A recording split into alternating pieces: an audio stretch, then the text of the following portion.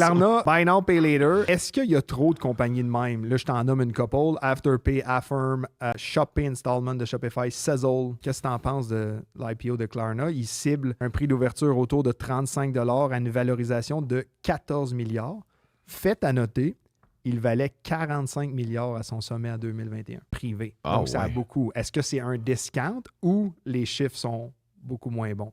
Il y avait une bulle en 2021, tout valait trop cher. 45 millions. Ils ont raté la fenêtre d'opportunité de rentrer en bourse. Ça fait longtemps qu'on en parle de ce IPO-là. Est-ce que c'est que les investisseurs veulent faire un exit puis ils se rendent cotés en bourse? C'est un bon point que tu amènes. C'est un bon point. Mais ça donne beaucoup espoir au marché des fintech, au marché des IPO, de voir un nom assez connu arriver. Mais Klarna, pour répondre à ta question, tu sais, un peu le Buy Now, Pay Later, ce modèle d'affaires-là, je sais pas à quel point c'est soutenable pour de vrai. Je me questionne vraiment si à un moment donné, il va y avoir une bulle là-dedans.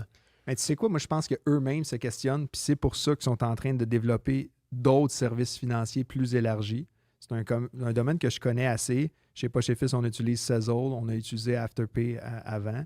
Affirm est quand même une grosse compagnie avec des deals avec Amazon. Mais tu sais, c'est l'affaire que je veux dire, c'est que tu peux financer littéralement n'importe quoi. Tu peux mettre une affaire de genre quoi, 80 $.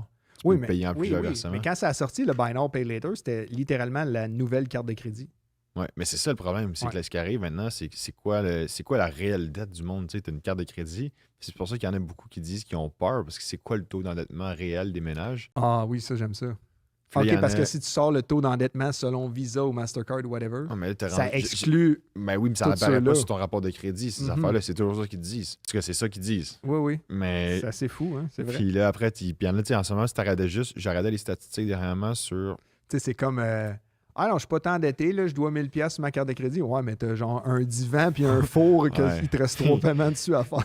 Puis... 3 livres, des crayons, mais des oreillers.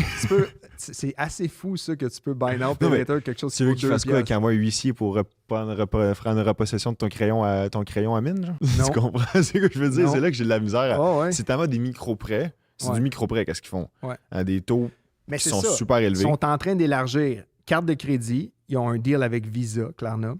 Compte d'épargne, outils bancaires mobiles, ils ont des licences en cours au Royaume-Uni, potentiellement une licence bancaire aux États-Unis, et ils espèrent que le IPO lève assez d'argent puis fasse assez de bruit pour closer cette licence-là. Un peu comme SoFi a réussi en 2022 à avoir une charte bancaire.